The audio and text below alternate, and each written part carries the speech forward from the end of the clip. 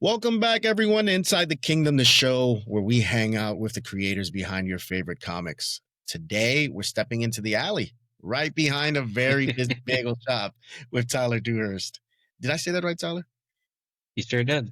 Thank you. With Tyler Dewhirst, the cartoonist genius behind Nibbles and Scratch, a Comics Kingdom series about two streetwise cats who can talk, and no one in the city seems to mind.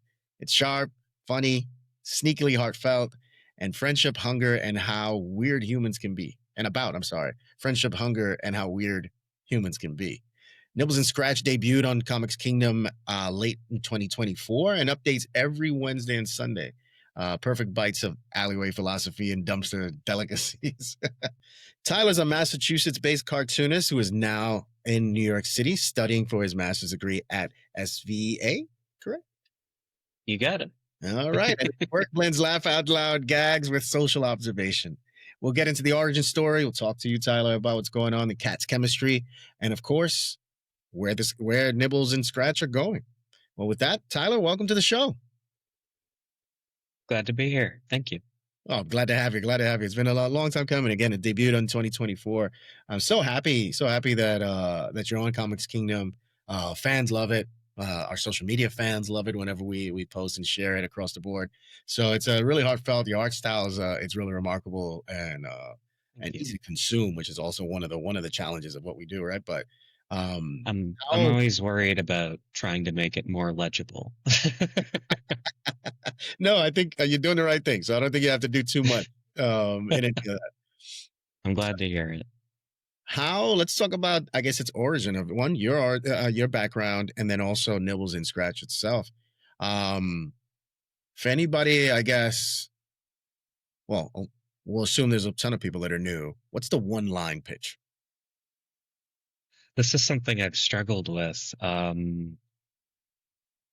guess the one-line pitch, I think it's about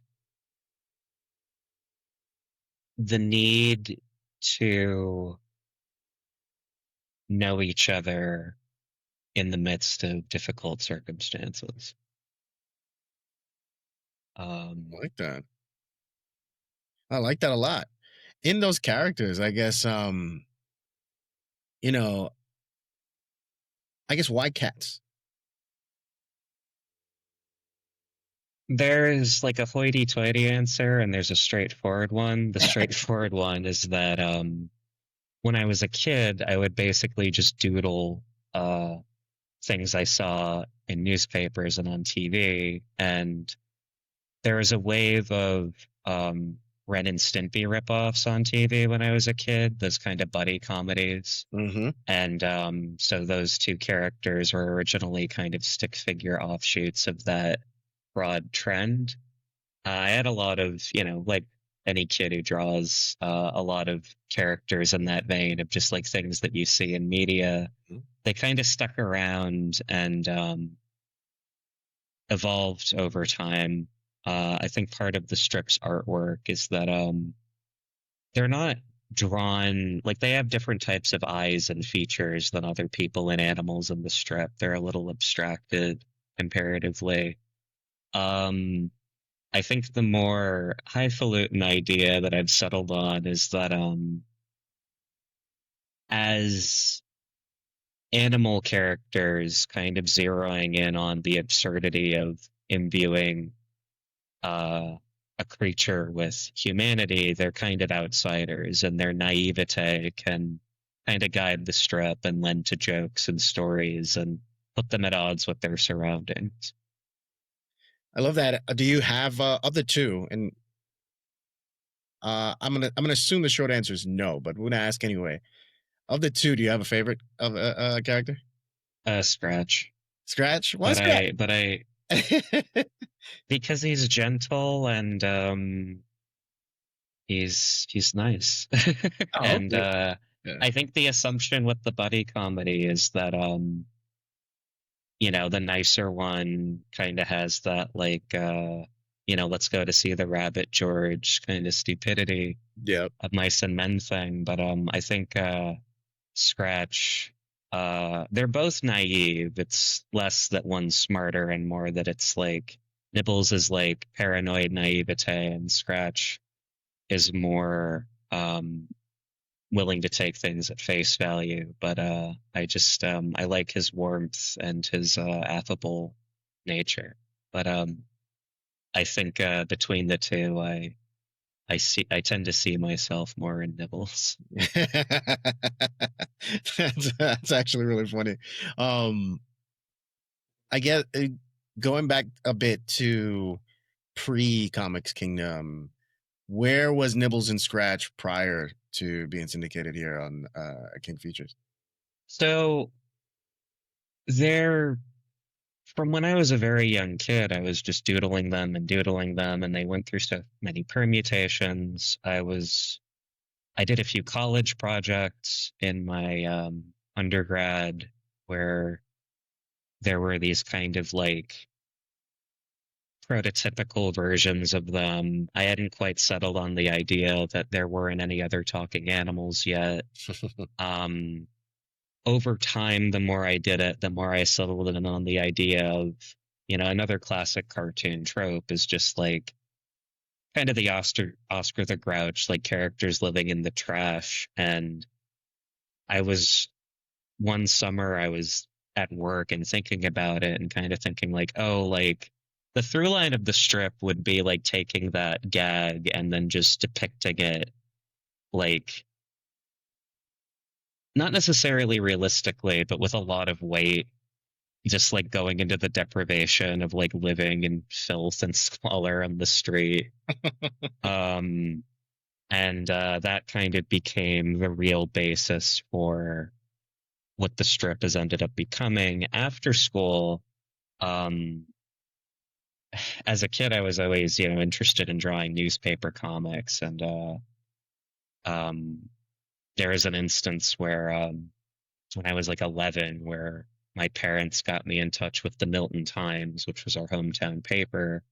And so I reached out to them again right after graduating. And the strip was published weekly there for a few years, around the time the pandemic started. And so I kind of fleshed it out further, and just through the act of working on it, learned a lot about the process and drawing and kind of what works and what doesn't, and how audiences respond to certain things, and which formats lend best to what, and how to the importance of not letting certain storylines drag on for too long. That was a big one. But so that was kind of where it was before then, and then eventually I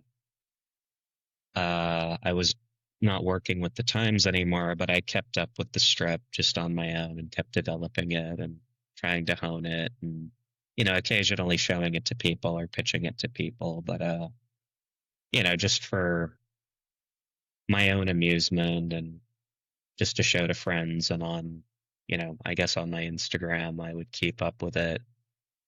Yeah, and I guess as luck would have it, we met at Nancy Fest last year. Yeah.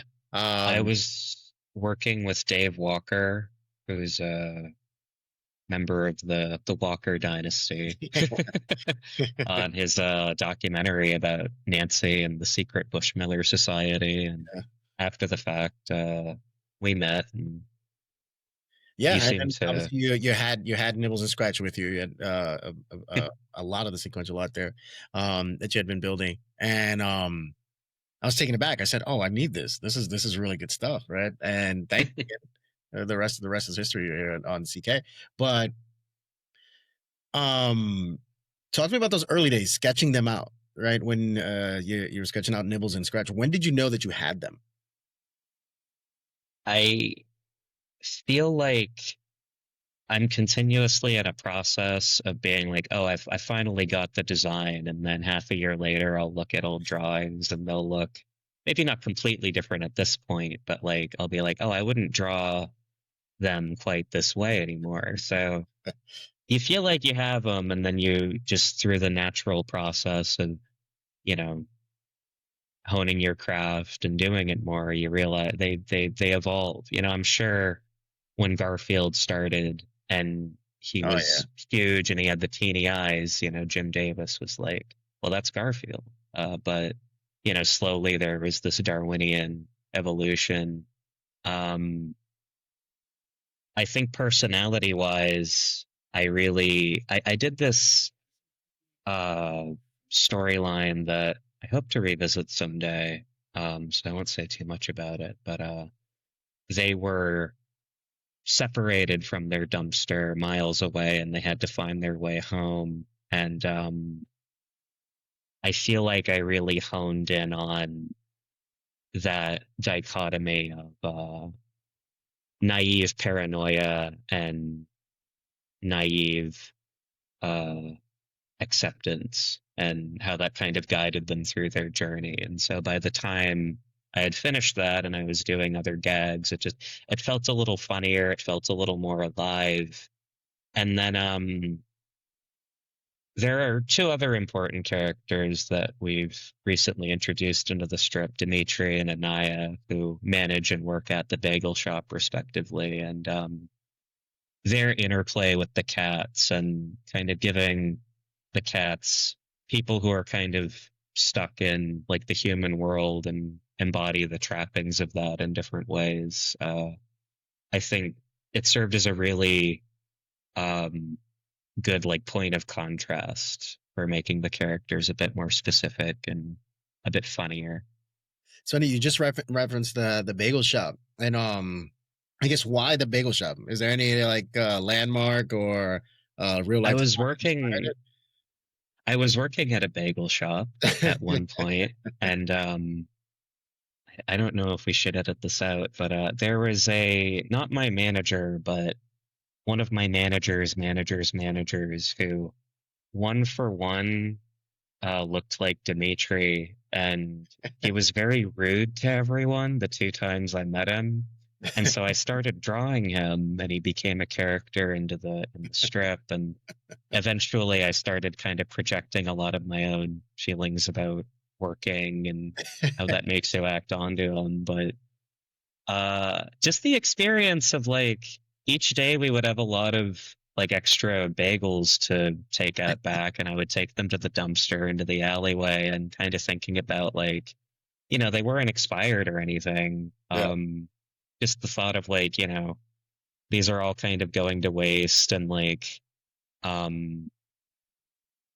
that's like one of the kind of the setups we've been doing lately is Dimitri, the manager, kind of realizing that they're subsisting on the bagels and being like, no, those are supposed to go to waste. Like, get out of there. And just the maybe not the impracticality of it, but just something didn't add up about spending all day baking these and trying to sell them to people to eat, and then just seeing so many of them go into the trash. The wayside, right? So that's kind of the impetus of that. Was one of my formative experiences in the service sector. Well, we're actually thankful for it, because it's like that backdrop and exactly what you just said, that interaction with Dimitri. It's a microcosm of a bigger like societal thing too, which I love that Nibbles and Scratch touches on in a comedic way. But that part is really good. We talked about this briefly, but obviously the city doesn't blink at the fact that there's two cats that talk, right? Actually, Nibbles goes out on dates, etc., right? He's using apps and whatnot. What sort of comedic doors does that open for you? A lot of really, the one that comes to mind, I guess, like a lot of really great cartoons are kind of built off of that sense of like naivete or an unawareness of social conventions or social norms, coming into contact with them and kind of extrapolating things that would seem obvious or things that would be confusing if we weren't so mired in them. I guess I think of like some of the earlier like South Park episodes where like all of the humor is just the kids misunderstanding things and hearing things from the adults and then extrapolating. I mean, in that show's case, like, horrific, gory. The strip is a bit more restrained about it, but just the social dynamic of like complete ignorance and people who just kind of take it for granted. Um, and I guess another thing too is just something that's funny to me is like each of the people that Nibbles and Scratch meet, because they are a product of that world, they project different um, expectations onto them as they meet them. And so, you know, Dimitri has kind of run into this problem of like there's been this merry-go-round of like he's calling exterminators, they're getting cold feet because they're like, well, these are basically just guys, I don't want to kill them. And then he tries to adapt and call the police, and the cop is like, well, these are cats, like what are you, like, you're nuts. Call animal. Some of Yeah. yeah, like and so just the unstated ambiguity of that. And also it's just funny to me when people read the strip and comment on it. Some people immediately kind of vibe with that and find the ambiguity funny, and other people are a bit more vexed by it. And Yeah. it's just it's fun to see how different people kind of interpret the characters and their standing in the world. And they're also kind of engaged in that process of like, what do you make of these two? I guess it's also, again, to kind of go back to my youth a bit. I played the Sonic the Hedgehog games all the time growing up, and all of those, all the characters are they barely look like the animal they're supposed to be, but then in the games, they will rescue or interact with smaller, usually more realistic looking animals. And just the humor of that, of like a cartoon, like practically like a foam mascot suit looking character next to like a realistic dog or something, and completely going and people are just like, yeah, that's Sonic, whatever, like he's a hedgehog. But there are also actual like animals that he could stand right next to and know that never strikes anybody. And just like that in a more mundane setting just really amuses me. Yeah, I remember as a kid, wow, dating myself here. I remember as a kid thinking hedgehogs are blue. Like I never, that's what they are. And then obviously when I saw the real life thing, I was let down. I was really let down. I was hoping for a blue. Maybe with sneakers. So these guys are cats, right? And cats are natural comedians. What sort of like cat-like behaviors do they exhibit in the strip, or do they even make that into the strip, or do you keep them primarily in their human elements? In the past, before it was even on Comics Kingdom, they used to be a little more nimble, and I now find it funnier if they're just completely out of shape and kind of helpless. I mean, just the want to eat. But again, it's funnier to me and a little more relatable.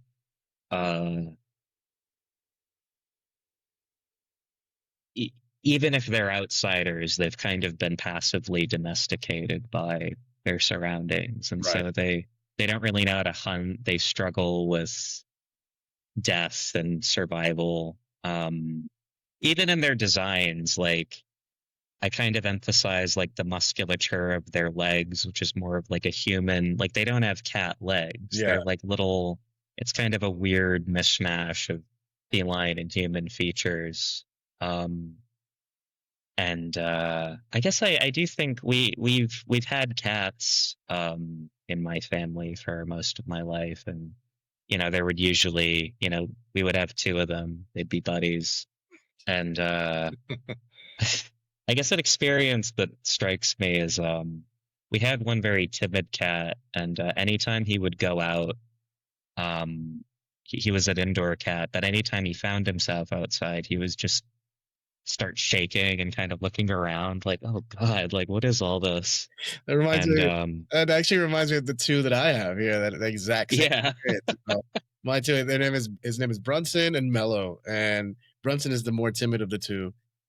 exactly. He's in both of them indoor cats, but Brunson, the minute he touches a door, the doorstep, or if any sneaks out in any which way, he just literally goes one step down from our doorway and runs right back inside. Right? It's just like I'm not. Whereas Mellow is an adventurer. He's like, I'm going. Yeah, our other cat was the adventurer, Yeah. but the enfeeblement on display kind of stuck with me. So one other thing, I guess that we were talking about the characters themselves, but one of the things that I think is also very striking about what your strip entails is the detail that you put into the backgrounds. You can mix that. I guess you can miss it. I should say it's really subtle. The importance of those backgrounds, in my opinion, right? So, case in point, I remember early on in one of your strips. I think it was may have been like a second or third strip. We're talking about fall, and Scratch notices one of the leaves fall down. And he's like, another one bites the dust kind of thing. And I love Yeah, Nibbles says another casualty. another casualty. Sorry, yeah, another casualty. And that was Nibbles. And so, but I love that scene, the fact that you're talking about the fall, right? And the cats are taking that in and etc. So are there any panels or background details that you obsess over that readers might miss? I've been trying to obsess over it less, but while still maintaining just a sense of location. That's been kind of one of my uh, just goals as an artist, is to not be so caught up in every little thing. But I do think the specificity of the locale and trying to kind of evoke these specific experiences or sensations, whether, they're watching the leaves fall, or they're in a filthy alleyway, or they're on a beautiful beach, or just the drudgery of, like, working a surface job and not really, hating the customers, hating yourself, hating your boss or your employees. Like, just whether it's positive or beautiful or hideous, I think just like giving the a friend of mine who works for Webtoon once noted that it was in another one of the earlier strips where they made Sean the fellow traveler in terms of, vagrancy, and he's hanging at their dumpster for a bit, and Nibbles is asleep in the dumpster, Scratch is kind of leaning over it, Sean's trying to write up a job application, and this friend of mine was like, the dumpster is a character in the strip, like, as much as any of them. And I think Oh just, yeah, yeah.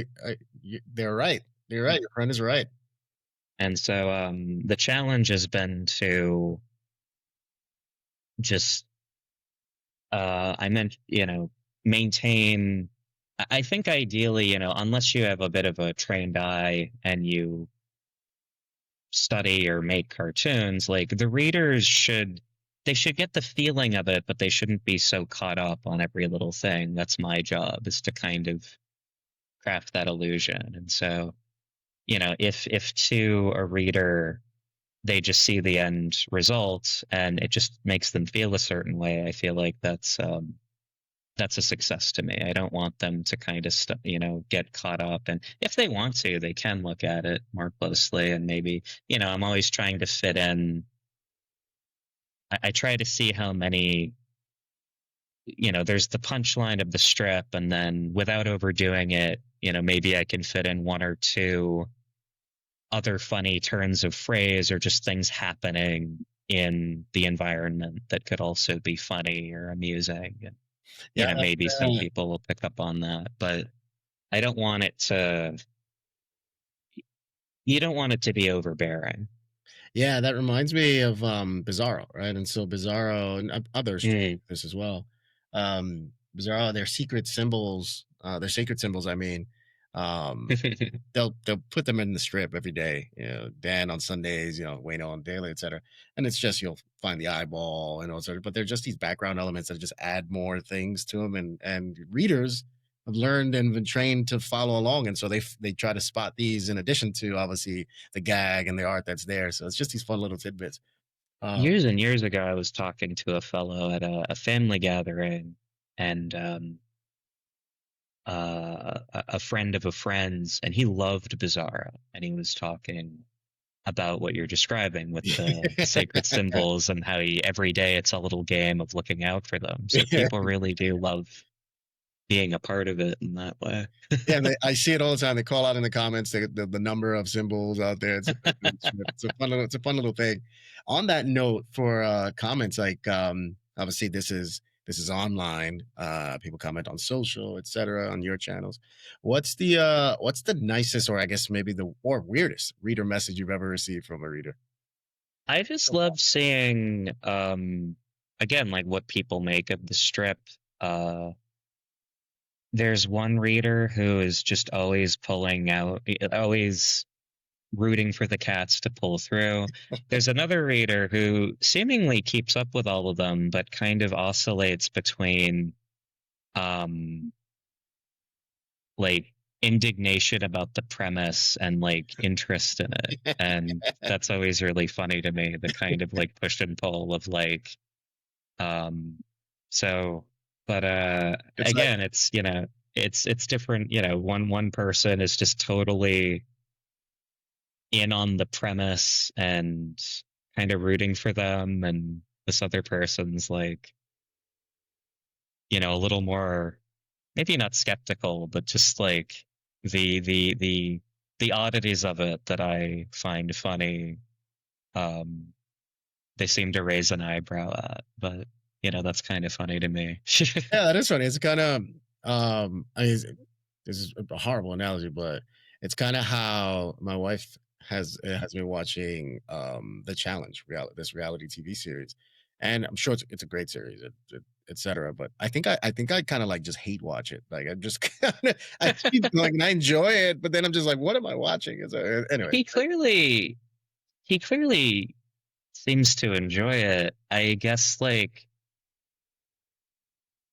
my approach to writing is just to kind of like present information Right. at face value without much exposition, and it's just, well, this is happening now, and Right. seeing people react to that in real time. There is a recent one that just went live where one of the exterminators Dimitri called was inexplicably smitten with nibbles, and that saved their lives. And a few people commented, kind of cheering that on. They were happy that they kind of won the day in that one. That was pretty funny. Yeah, that is a segue into this question here, about what sort of emotions you want to evoke in readers. Like when they read Nibbles and a strip, one of your strips, what are you going after? Like a bigger laugh, maybe a tiny ache, both? It depends on the strips. Some are on the funnier end, some are on the more of the kind of wistful end. I remember I was getting a portfolio review in my undergrad. I was fortunate enough to study abroad in Provence, over in France, and they love comics over there. And there is a comics artist. I wish, but actually, well, maybe I don't want to remember his name. It's just the story. Nothing against him. It's just but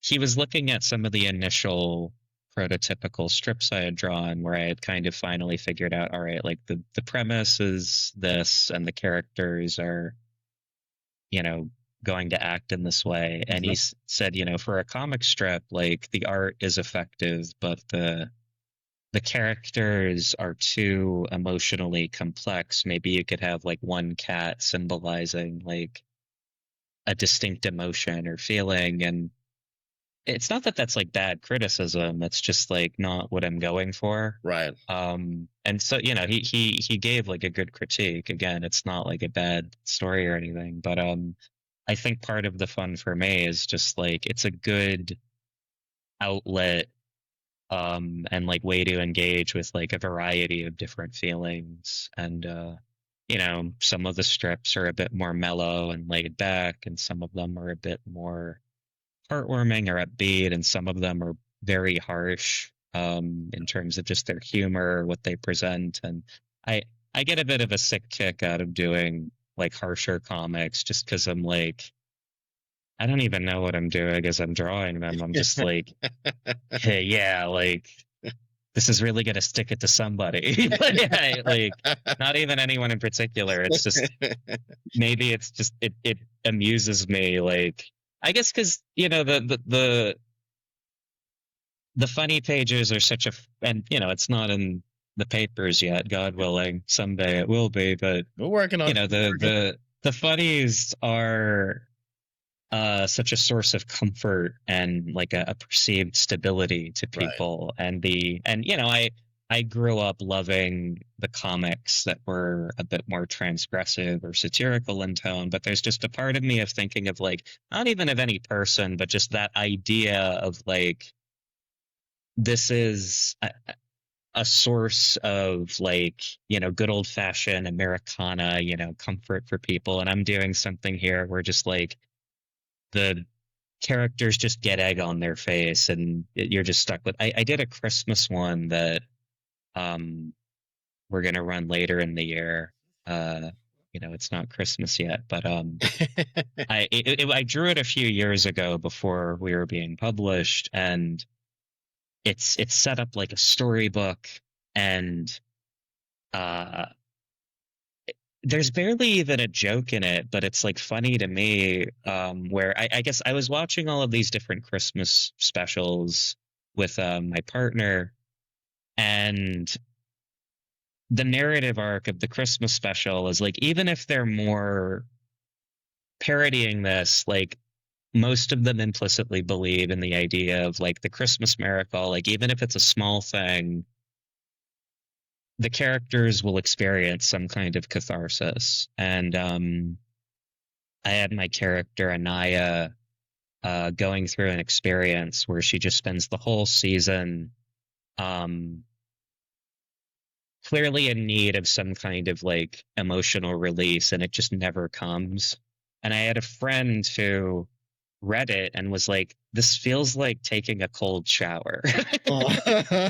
And like that's just it's like doing that with a strip just like and I don't want to do that all the time because then it would just be off-putting, but every so often just doing that, especially something like Christmas, it just really Well, tickles me. well, I can't wait to see that.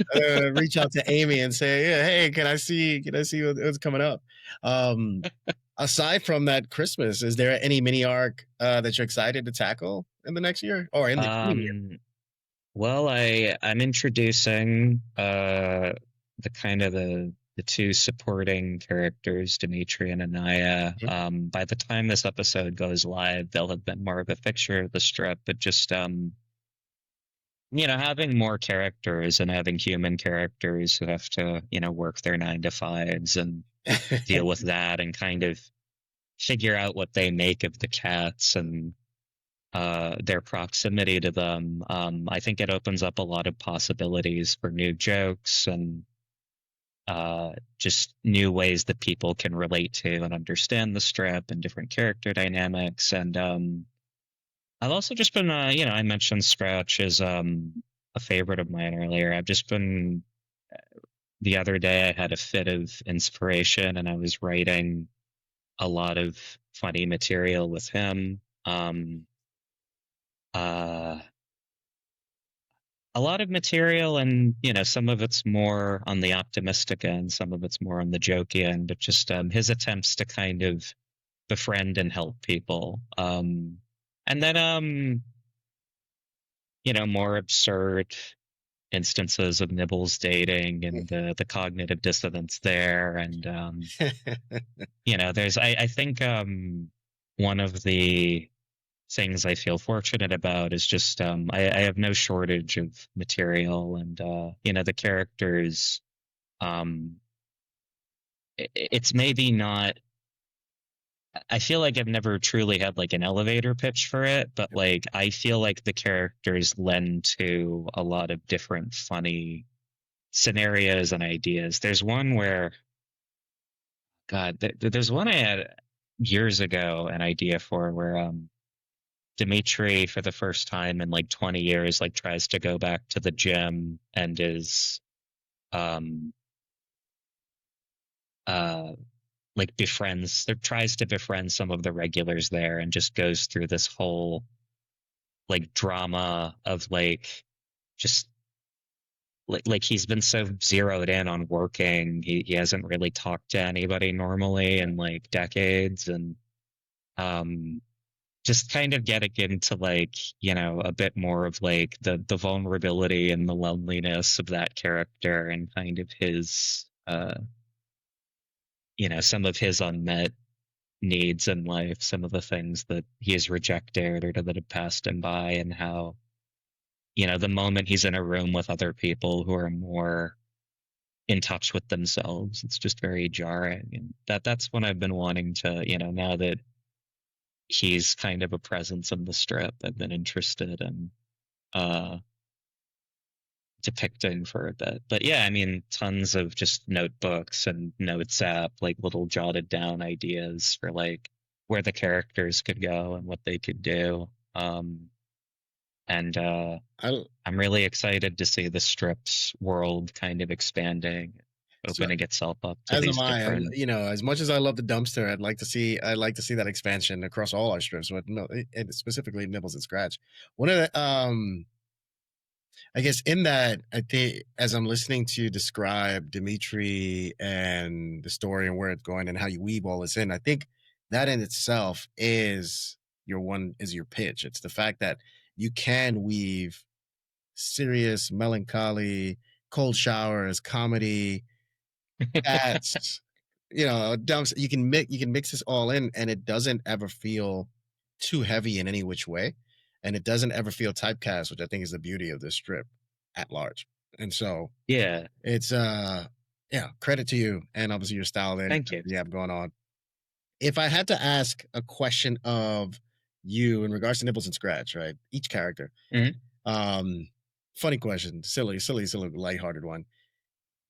If Nibbles ordered a bagel, which one would he order?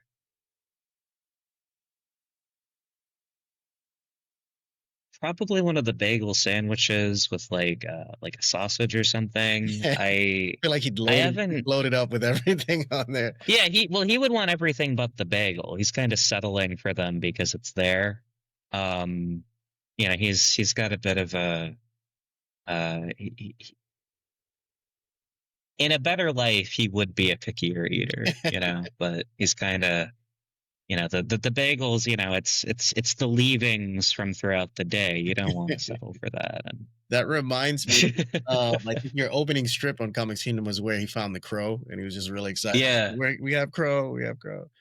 Um, how And about then Scratch? he couldn't go through with it. Scratch humanized it too much. He Yeah, was yeah. thinking about the crow's internality, and he lost his appetite. And Scratch, how about if he were to pick a bagel? he